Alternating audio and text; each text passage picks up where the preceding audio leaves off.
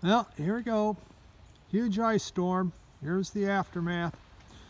I got a choice. I can sit here and clean this up, or I can go inside and play records and let someone else do it. I think that's easy. I'm going inside and play some records.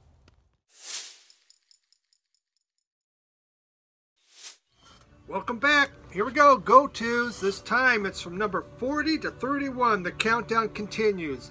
I'm really scrambling to get this one in before I have to fly out tomorrow, but we're going to make it, okay?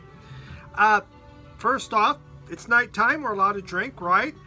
I have this left over for Thanksgiving. I basted my turkey in bourbon, molasses, brown sugar, and some hot sauce. And there's still a little bit this benchmark Kentucky bourbon left, okay? Dean, this one's for you. Melinda Murphy, if you're watching, it's Kentucky bourbon.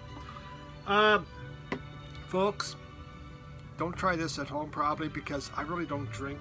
I don't like bourbon that much, but let's see what this is like. I never sipped it. I never gave it a try. I just basted my turkey in it and thought that was good. So, cheers, everyone.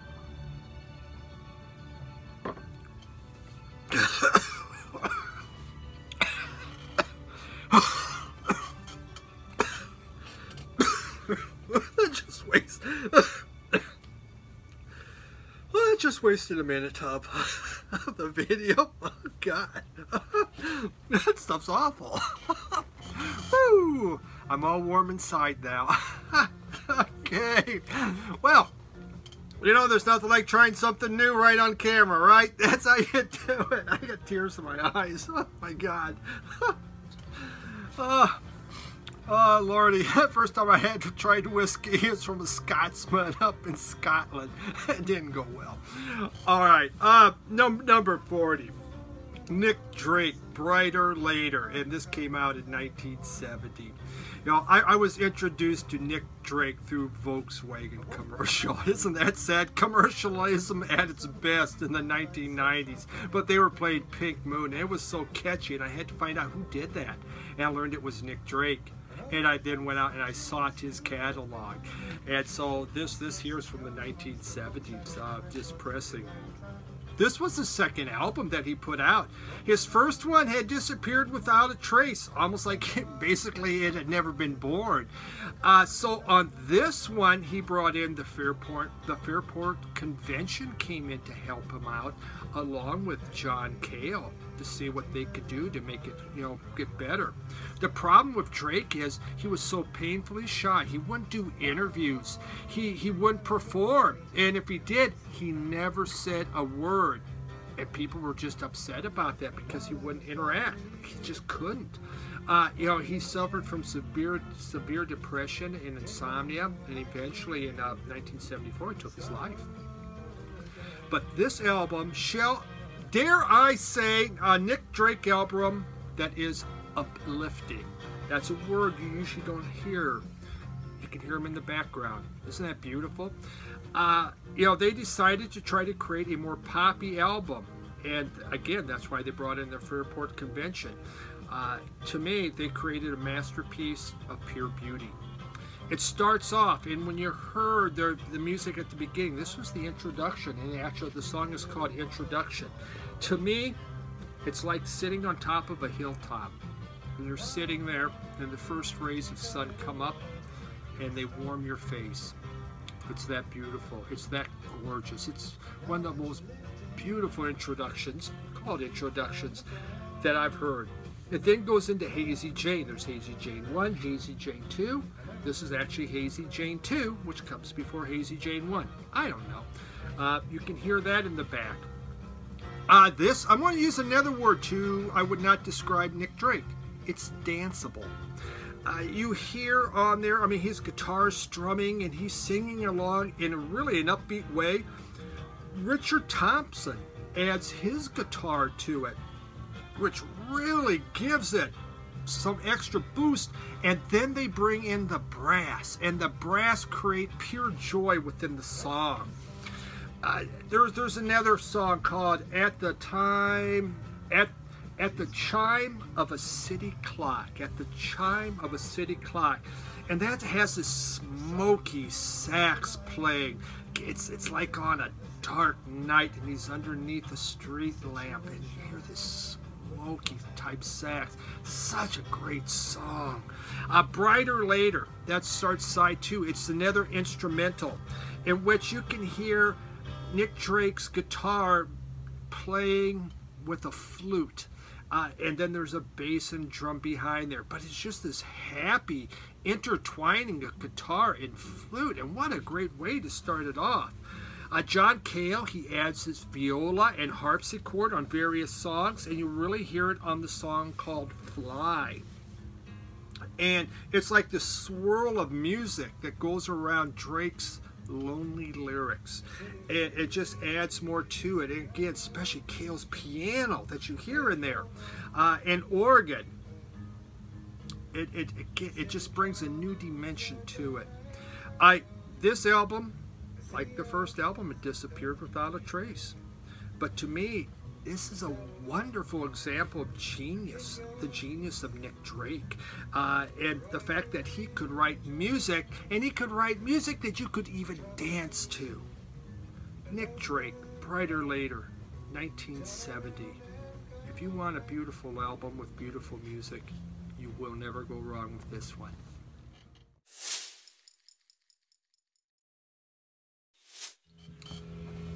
Number 39, Suicide. Self-titled Suicide from 1977. So you go from beauty and grace to being pulverized by an explosion of noise. That was nothing else. Nothing had ever sounded like this when this came out. When this was released to the general public. Folks, let me present to you Suicide. This music has been considered to be synth punk, and you know it influenced a lot of electronic bands and post-punk bands with their music. For me, I learned about Suicide through various 70s compilations that I had. This group, it consisted of a primitive drum machine, of Martin Rev's Mutant Fuzz organ, and Ellen Vega's Blues Holler. And that's all it was, just those two. The two guys, they bonded over a love of doo-wop. You don't hear a whole lot of doo-wop in this. And they actually started in 1971, and that's when they began pissing off audiences for the first time with this sonic sound, this wall of noise and distortion. My goodness. I mean, it was just filled with harsh, repetitive rhythms and lyrics about urban life. I mean, it can best be described as very intense music. The album starts with a throbbing song called Ghost Rider, and that had a huge influence on groups like Soft Cell and Sisters of Mercy. I mean, it's like an engine revving up, and then the album just keeps taking off. There's Rocket USA that's filled with these spooky vocals, and again, just this droning, and you can hear that in the background unless cats making too much noise. Cherie Cherie, or Cherie, was probably the sweetest song they ever did. It's a love song that Martin Rev made for about his girlfriend. Isn't that nice? And it was released as a single and went absolutely nowhere. But I'm going to play a sample of it just in case you want to hear it.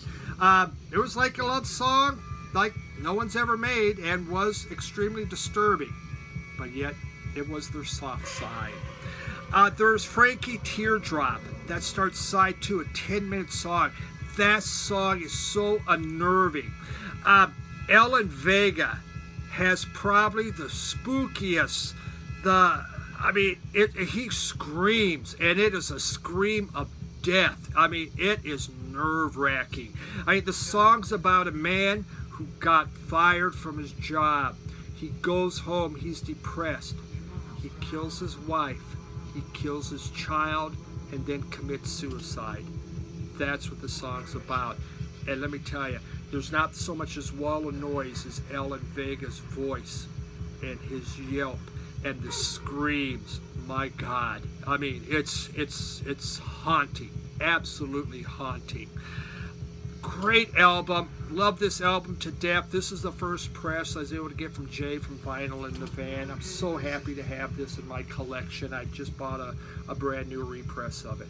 Suicide, number 39 from 1977.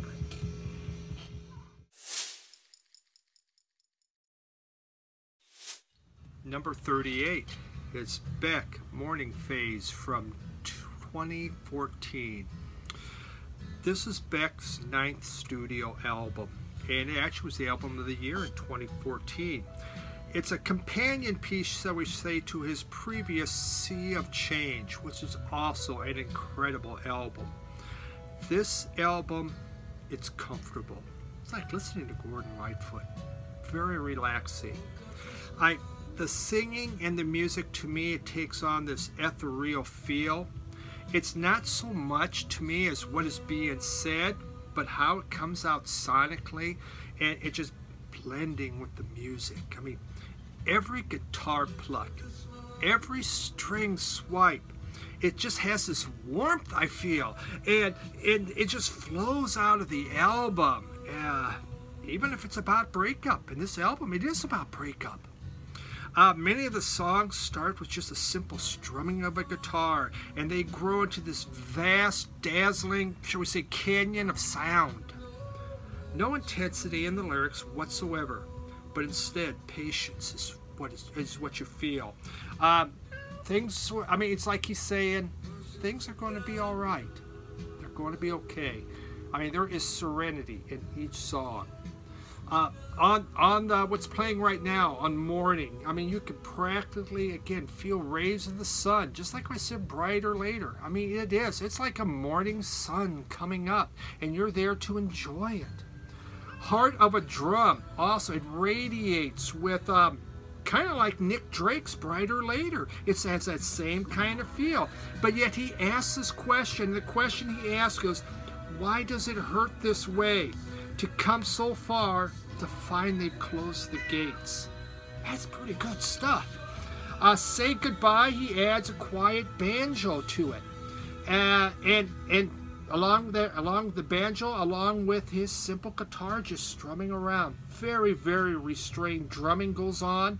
Kind of like Neil Young would sound if, when he was doing Harvest Moon. I mean, to me, it's very, very similar to that.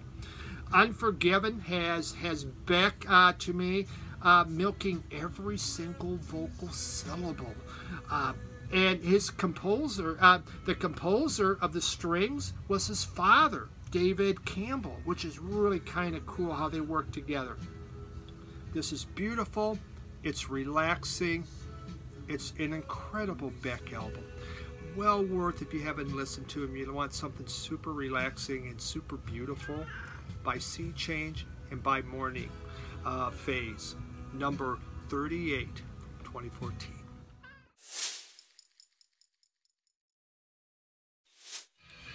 Number 37, Stiff Little Fingers, Inflammable Material from 1979. Man, you talk about intensity and a punk attitude. This album had it all. I mean, from the very first song that's playing right now, Suspect Device, it just cranks with this guitar riff, and then boom, they come blasting out of the gates like being shot from a cannon. My God. And they just start screaming, don't believe them, don't believe them, don't be bitten twice. They got a suspect device. Incredible stuff. A friend of mine in 1983 loaned me a bunch of punk rock albums. I didn't know anything about them. I got like the Cramps, the Clash, the Sex Pistols, and I got this one.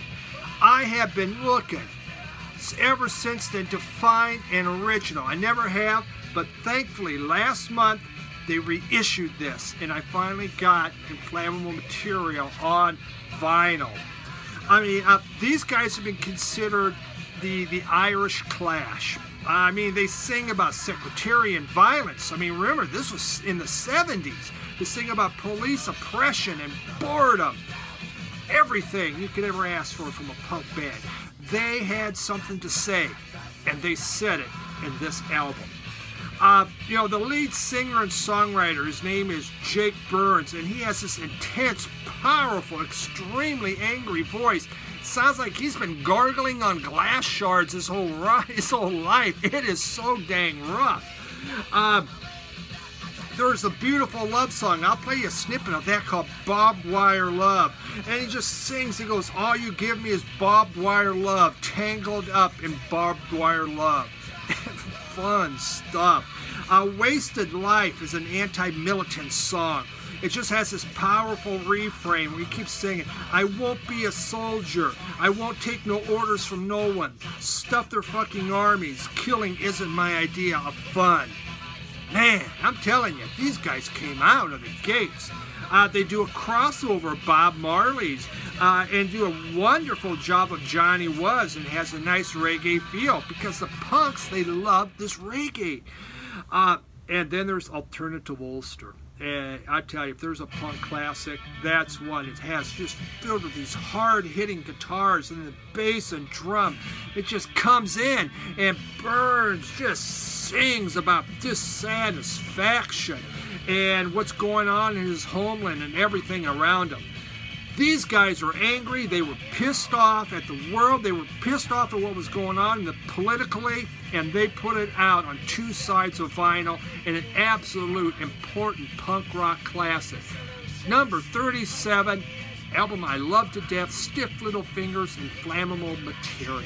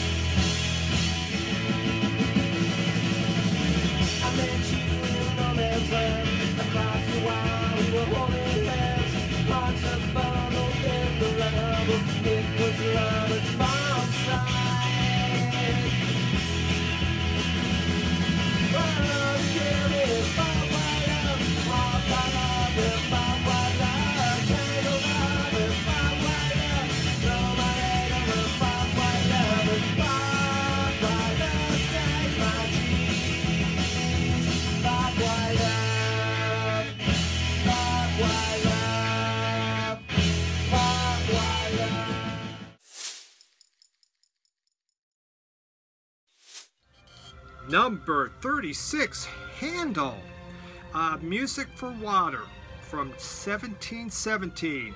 Handel makes it back in again. Way to go, Handel. You know, when I got my first job, it was in Kansas City, right out of college in 1982. And I was working in a really poor section of town. But I would have to drive through the richest section of town where all the old money mansions were.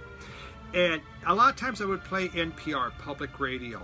And I remember traveling down this beautiful boulevard lined with these mansions.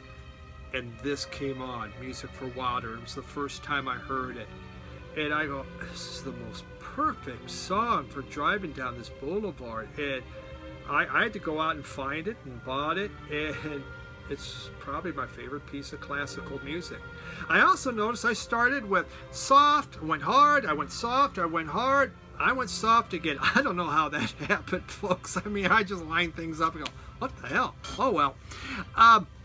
Handel was a German trained by the Italians that was living in England who liked French music.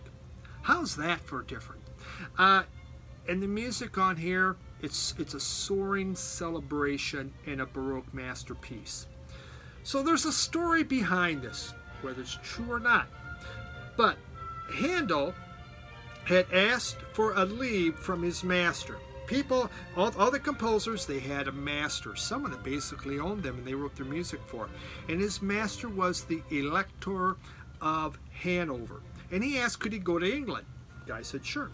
He went to England, liked it so much, he says, you know what, I'm not going back. I'm kind of done with that Elector of Hanover guy. I'm just going to stay here and kind of do my own thing. And so he did. 2 years later, the Elector of Hanover was crowned the King of England, George I. you can bet Handel was going, oh, crap, man. Because George I had forgot about Handel. I go, you screwed me over, man. You screwed me over. And Handel was totally out of favor with the king.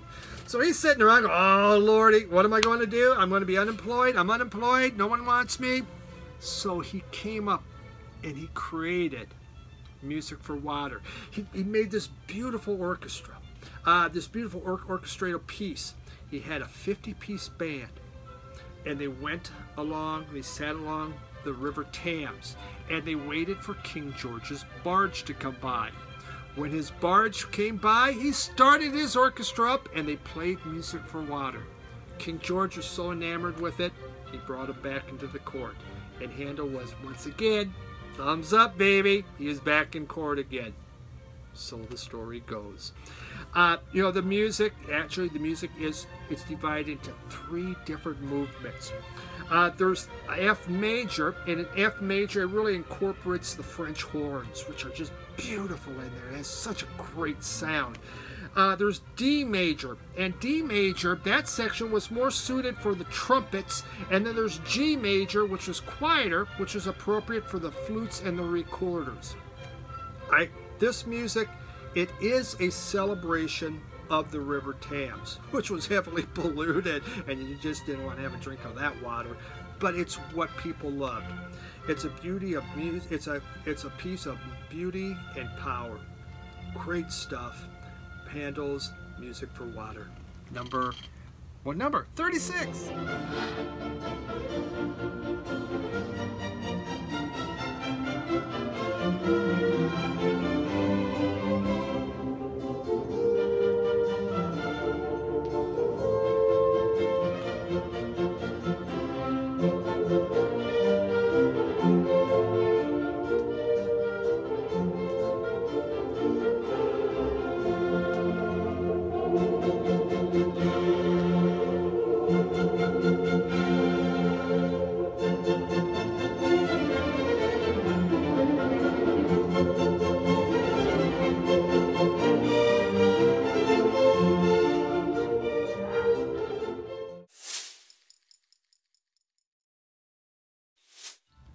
Number 35, Lou Reed, New York, from 1989.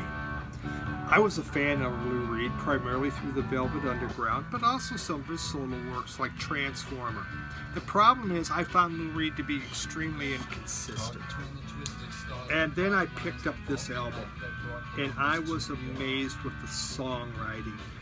This is like a songwriting dream. Each song, and there's 14 of them that goes on for 57 minutes, is like a little mini novel. This is one where you want to read the lyrics and know what he's talking about. I mean, it was his 15th album, and basically it's a concept album. And I mean, the lyrics, it just evinces anger about public figures that are in the news at the time, like Rudy Giuliani and Jesse Jackson, the NRA. He sings about the statue of bigotry quite often, and the list just goes on. Reed is raging on this thing. He is so mad, and he just put it down beautifully in music. There's just this beautiful guitar that starts off in the song Dirty Boulevard, and then Reed sings about this poor Hispanic child that's just stuck.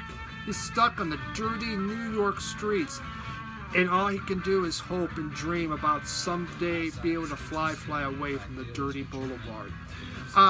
These songs, again, you have to listen to them.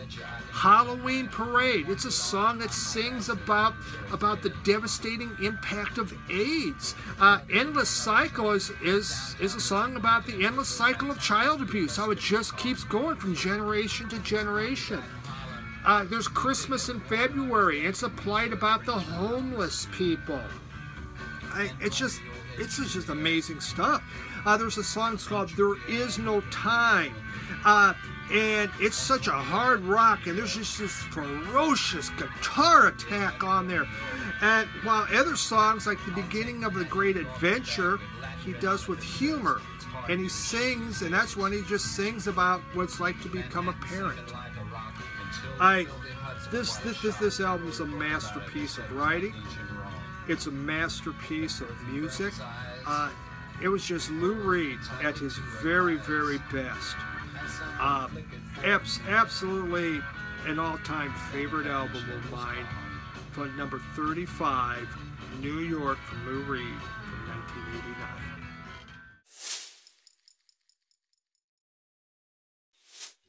Number 34, Luna, Bewitched. This album opens, as you can hear right now, with this nice dreamy guitar, and then the band quietly kicks in, and it's followed by Dean Wareham's peaceful vocals. The song's California All the Way, and though it's a breakup song, it opens the album at such a high point, and it never falls off. The group, here they are, very nice looking. There's a song on here, it was called Tiger Lily. I first heard about it on College Music Journal, CMJ. I had the sampler CD, and I put on Tiger Lily, and I became absolutely obsessed with that song, and I had to get that CD right away. It was such an incredible song, and this just became one of my all-time favorite albums, and until recently was my favorite Luna album. It's just, you know, when you think about it, especially when I even think about that song, Tiger Lily, it's just this, it's like the Sunday's twin guitar going on with just these flurries that bring extra joy to the song. Really amazing.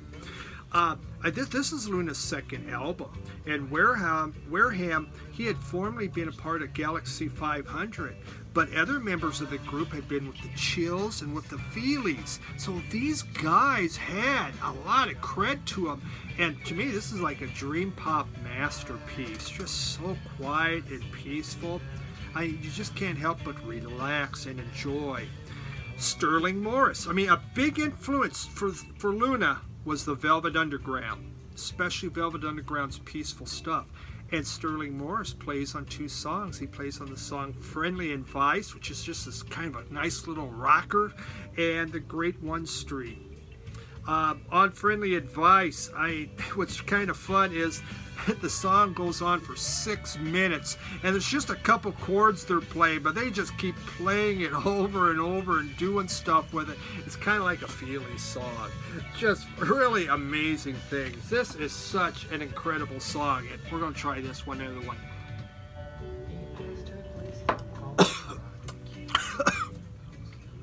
So, number 34, Luna, Bewitched. Awesome stuff. I like that bourbon.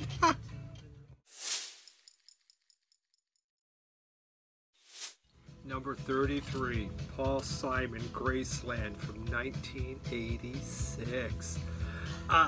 This album, I mean, it was made in a really bitter time in South Africa, and this is filled with grace and it's filled with beauty.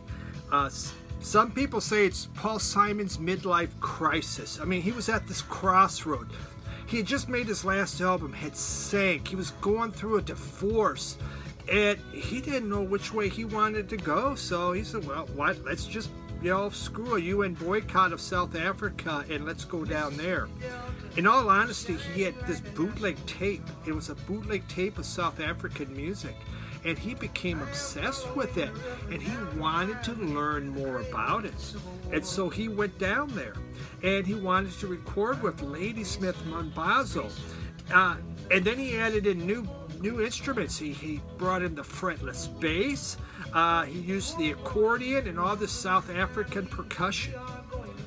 And with his expert storytelling, he made incredible music. And it's not just African music. He brought in everything else. For me, though, it opened me up to Ladysmith, Black Mambazo, and a lot of other, I mean, it kind of got me interested in world music, so it was very inspirational album. It was Paul Simon's 7th album that he did. And not only did he bring in that African, but he used Zydeco, he had pop and rock, I mean, he had a lot of different things that he threw into this thing. The song that's playing right now is called Graceland. And you can hear it's anchored with this fretless bass. And you know, I've said this many times, but it's like riding in your car on a sunny day. And I love songs that make me feel like I'm in a car on a sunny day. Except Lou Reed's New York, New York. Forget that. It's dark and gloomy on that particular day. But this is such a happy, upbeat song about going to the home of Elvis. I mean, what more could you want?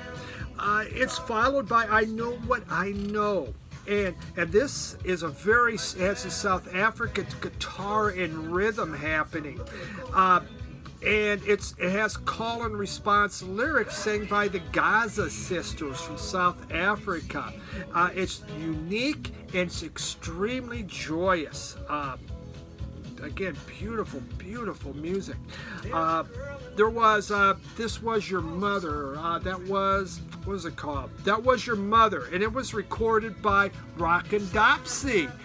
Yeah, he brought in, Paul Simon went to New Orleans. He heard Rockin' Dopsy play, says, I want to record with this guy. And so he did, and he made that song with him.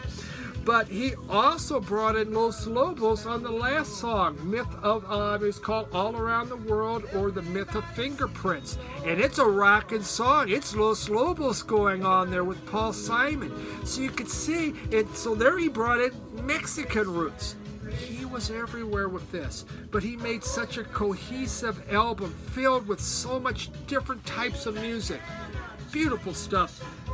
Really important album. Paul Simon's Graceland is number 33.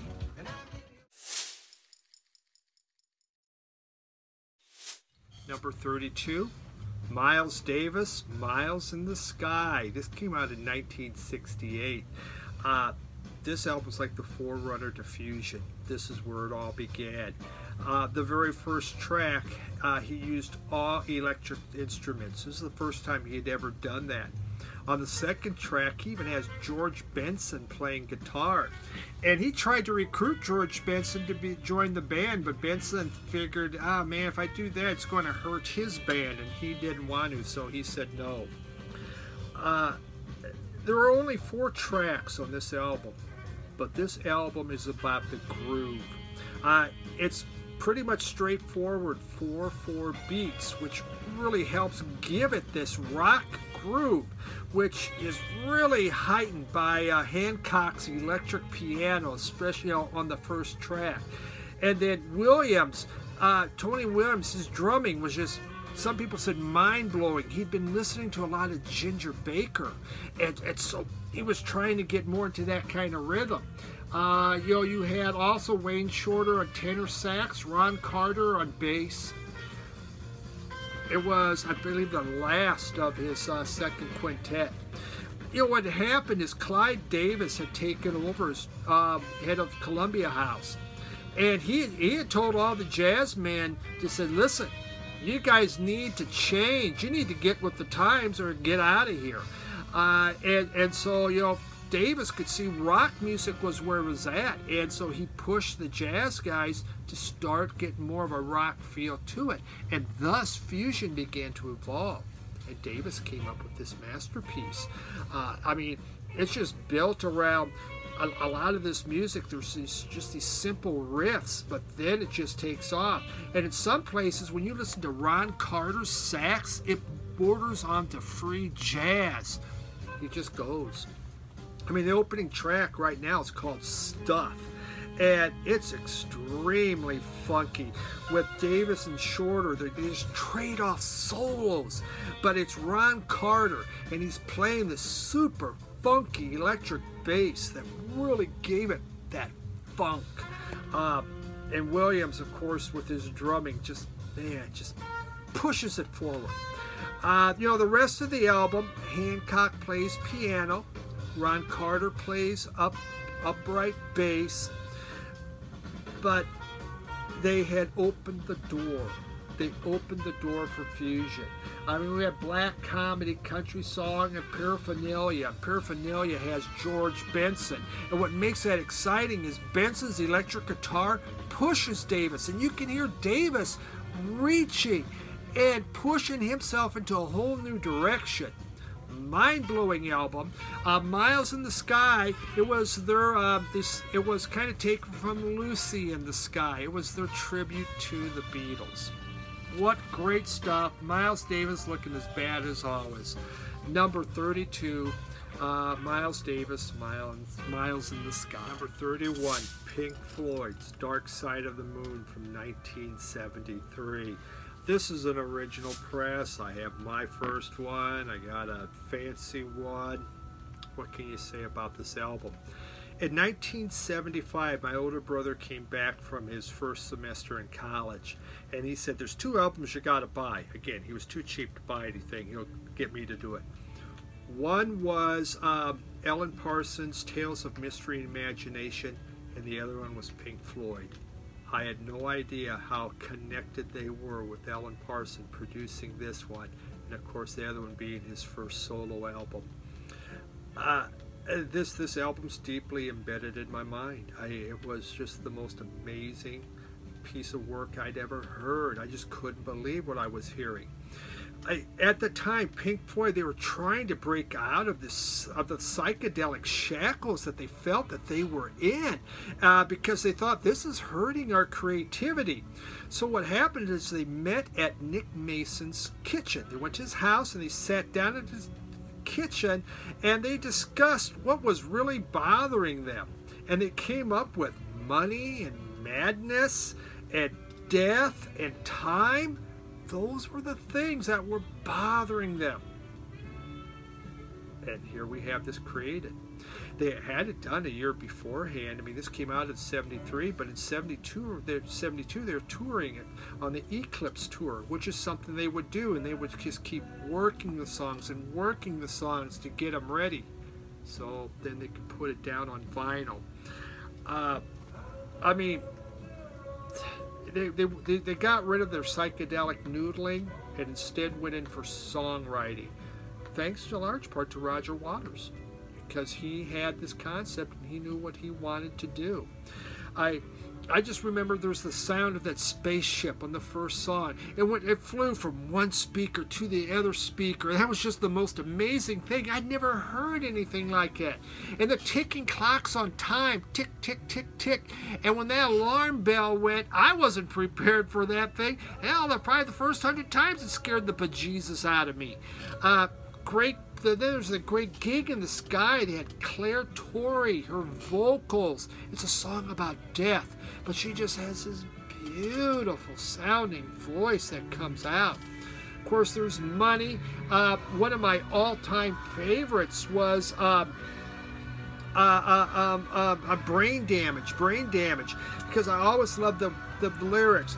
The paper folds their faces to the door, and every day the paper boy brings more. Got to keep the loonies off the grass. Wow, amazing stuff. I mean, it was kind of due to Sid Barrett, with mental illness. How many conversations have been created by this album? Hundreds, thousands, maybe millions of them. This was on the chart for over 900 weeks. 45 million of them are out there. Amazing stuff. It's beautiful. It's melodic. But it also has some of the most incredible guitar work. This is when you really heard David Gilmour come to the forefront and show what he could do on guitar. Just the most amazing, beautiful type album. You would think it would be higher. This was my favorite Pink Floyd for many years. It's changed. I've gotten old. But still, number 31, Dark Side of the Moon. What a classic. All right, we did it. We made it through. We are now down to that top 30 to go. I might throw in 1 or 2 little special ones in there, but I thank you for sitting through this. I know it went long again, I can tell. But this is important stuff to me, and I really want to talk about it, so I appreciate your patience as we go through this. Everyone, have a great week. Take care of yourself, and we'll talk to you Sunday, okay? Have a good evening. Bye.